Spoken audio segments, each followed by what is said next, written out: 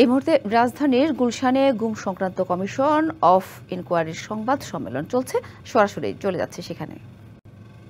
উপায় নেই, এমনকি মাননীয় প্রধান উপদেষ্টা কিছু আটক কেন্দ্র পরিদর্শন করেছেন এবং সেখানে ভুক্তভোগীদের বক্তব্য শুনেছেন, যা মিডিয়ার মাধ্যমে সারা বিশ্বের মানুষ দেখেছে।